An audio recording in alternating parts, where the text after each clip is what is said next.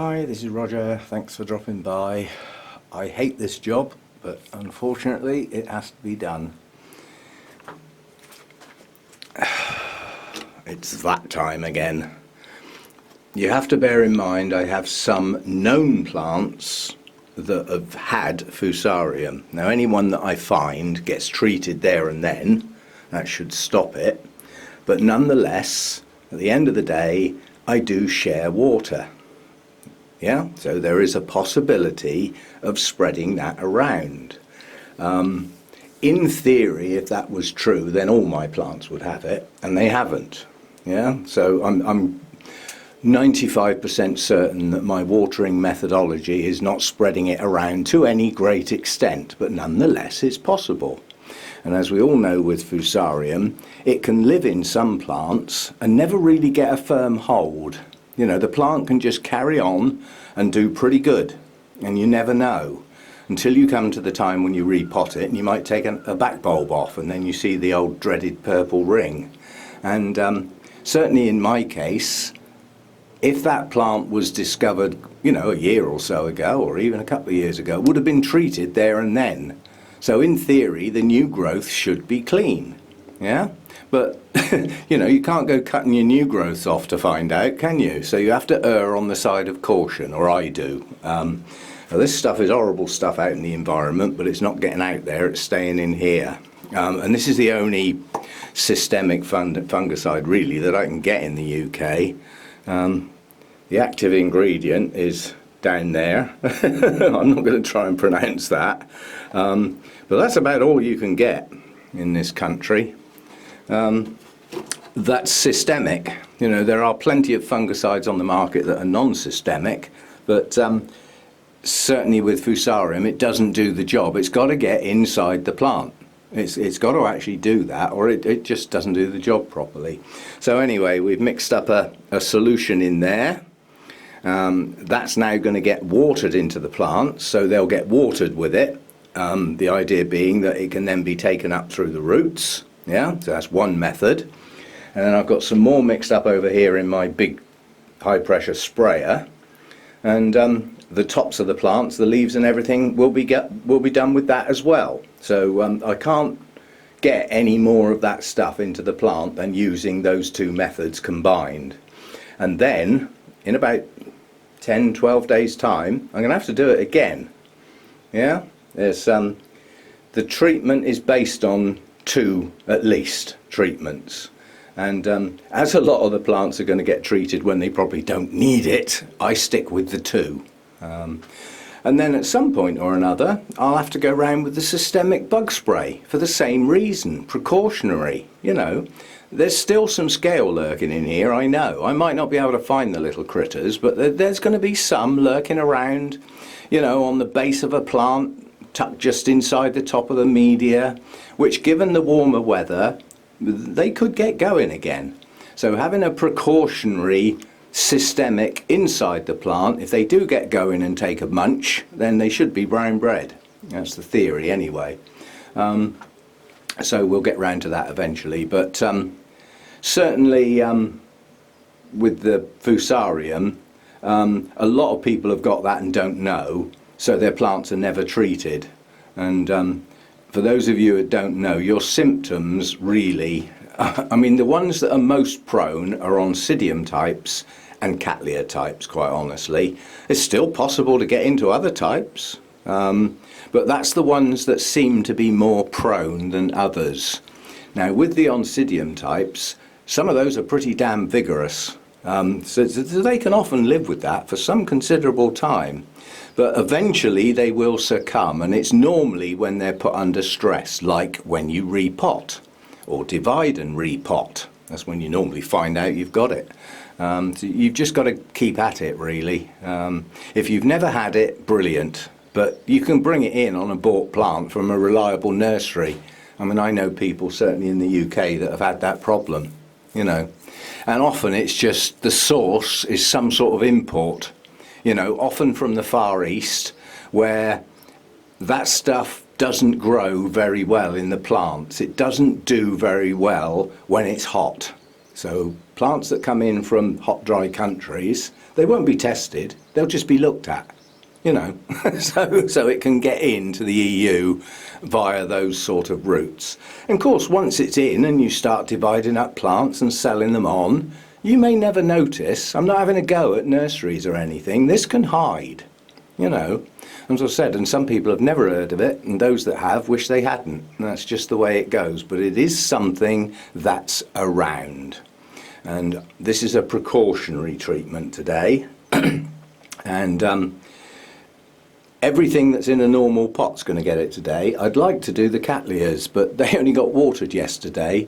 And it wouldn't do the job properly. If the roots are still wet from yesterday's watering, it's not going to take so much up. It's much better to wait till they're on the dry side, and then whatever goes into the pot will be absorbed quickly, straight into the plant.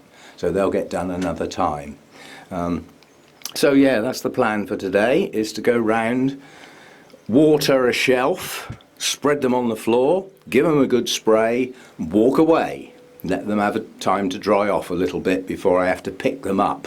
Because although I can water them and spray them without getting it on me, if I start picking up wet plants, it's going to drip on me. So I try and let them dry off a bit, then load that shelf back up, move on to the next shelf, and carry on until I'm done. It's a tedious job, but it's apart from the spraying, which with that sprayer only takes a minute. That's a real high pressure jobby, that is, and it holds 5 litres, you know, so there's enough in there to do everything I want to do today in one go, so I shouldn't have to mix up any more.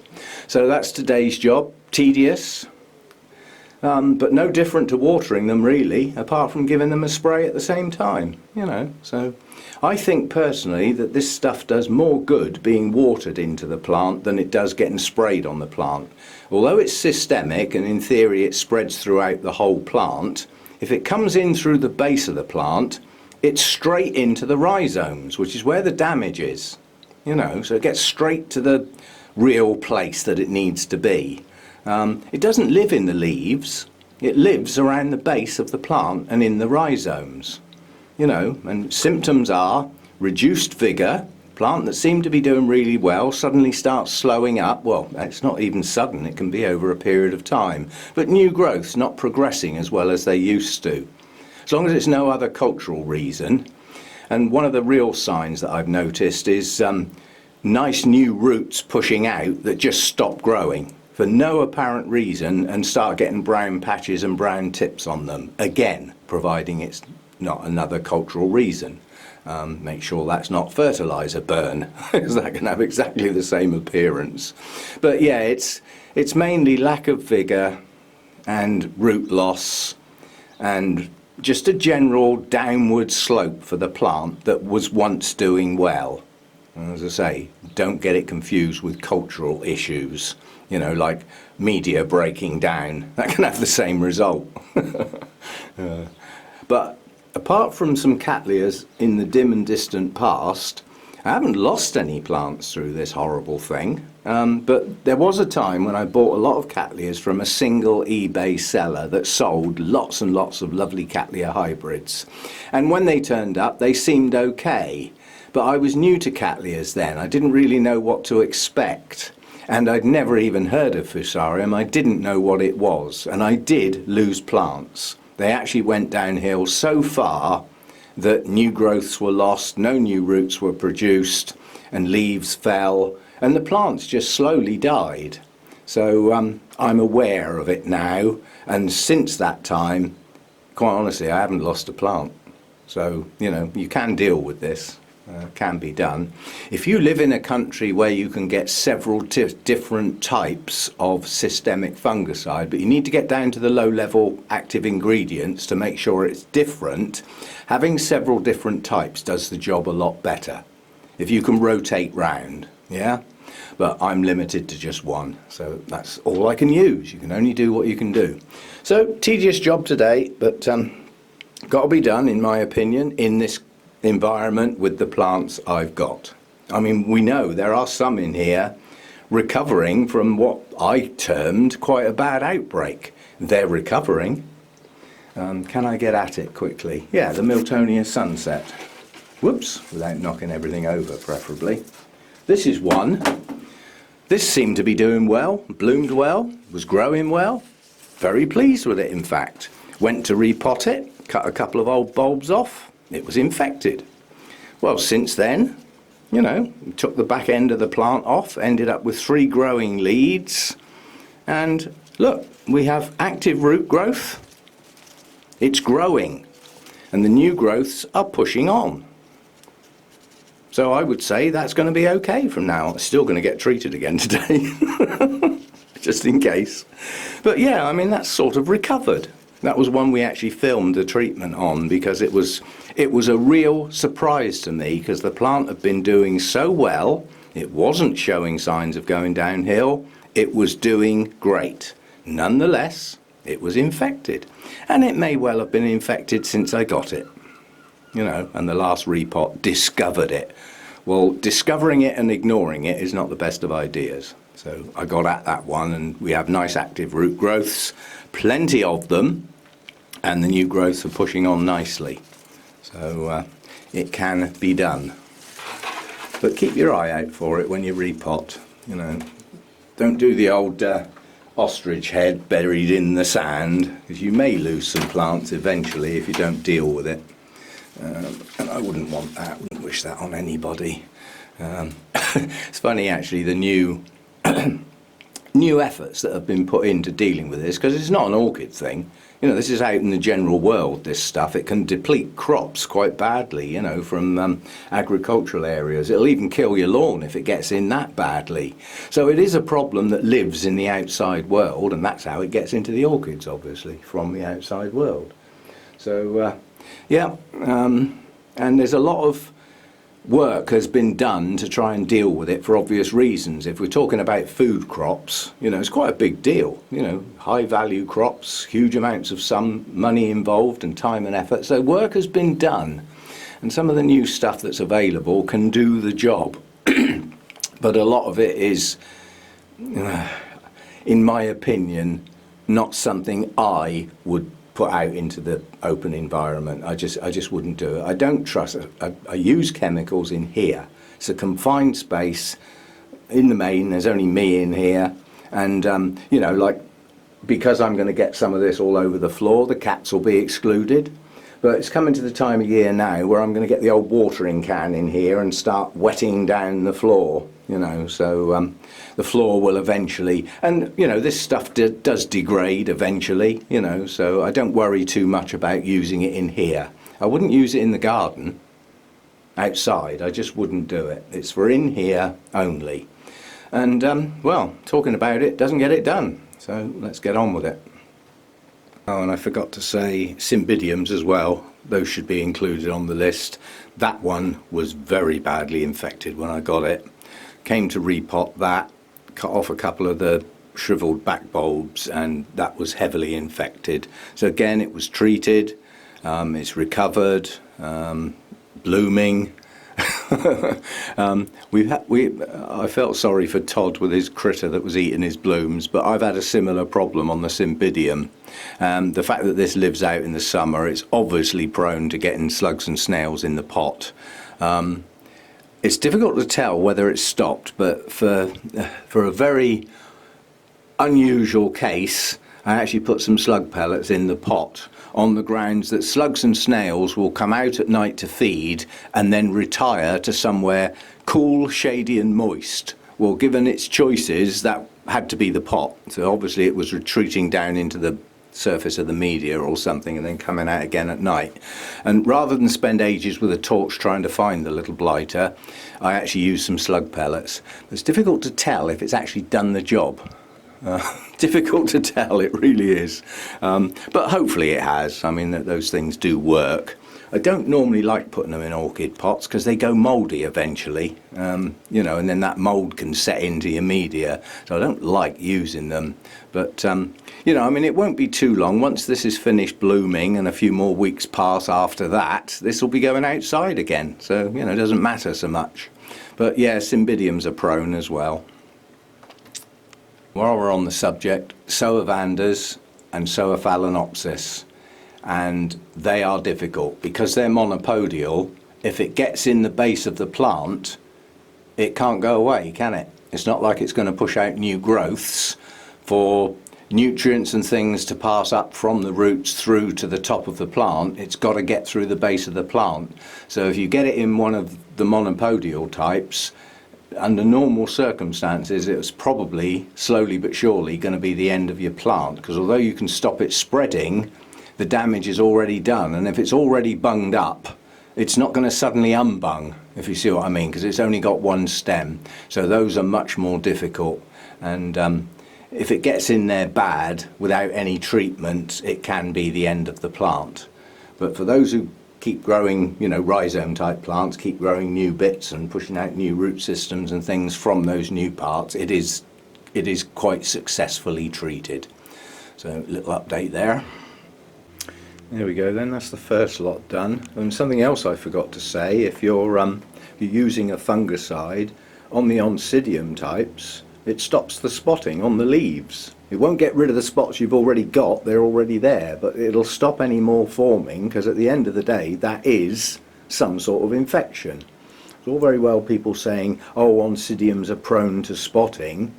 Well, only if you let them. They shouldn't be, you know, let's put it that way. The leaves should be nice and green and clean. And this is a relatively fresh plant.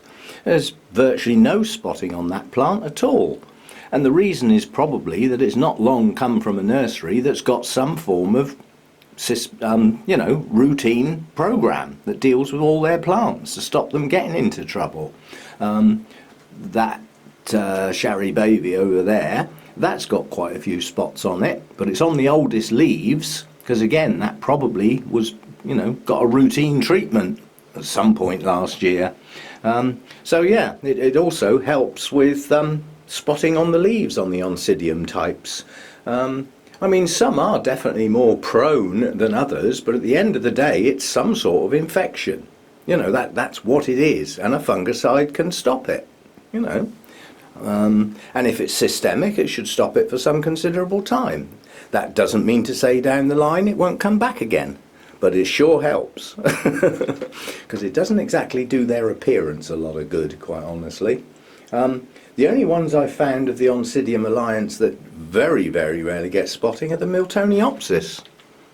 And unfortunately, I would be reluctant to treat those unless I was absolutely certain they were infected, because their roots are sensitive. I don't want them getting chemicals and mucked about with. I try and keep those pure and innocent.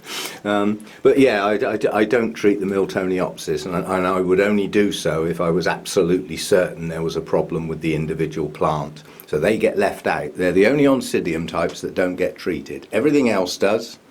The Coleogenes will get done as a precaution. What else have we got in here? The Phalaenopsis dendrobiums are going to get done. The mounted orchids won't get done. I've never had a problem with a mounted orchid, but I do have some Oncidiums that are mounted. They'll get done, yeah, just because they're Oncidium types. But, you know, the things like the mounted Cattleyas, unless they've come in with it, I mean, they get watered separately from the pots anyway, so it's unlikely to spread. I don't think I've ever had it in a dendrobium. You know, so horses for courses and all that sort of stuff, but I've found in my collection the Oncidiums are the most prone and the Cattleyas are second at the moment, because most of my Cattleyas nowadays are relatively new. Most of those older ones from that particular cellar are long since gone. You know, they were lost, and there were some really nice ones in amongst those. I wish I knew then what I knew now. Yeah, hindsight's great, isn't it? Unfortunately, once the plant's dead, it's dead. Don't think you can kill it twice. But, anyway, see you next time. This video won't be for everybody. Some people may show an interest in it because they might have the problem. They think they've had the problem. They don't want to get the problem. Yeah, but as I said, you know, it's not for everybody. Some people wouldn't dream of using strong chemicals, you know. You'd have to go very careful if you did this in your home. You know, you can't start chucking stuff like that around in a house, especially if there's kids around or pets that push around in your plants or things, you've got to go careful with this stuff. You know, it's dangerous at the end of the day. It's not kid stuff. It's not for playing around with. And I use it under my own strict controls, you know. So I'm okay with it, but not everybody is, and it's not for everybody. But it's my way, and it's what I do. See you next time.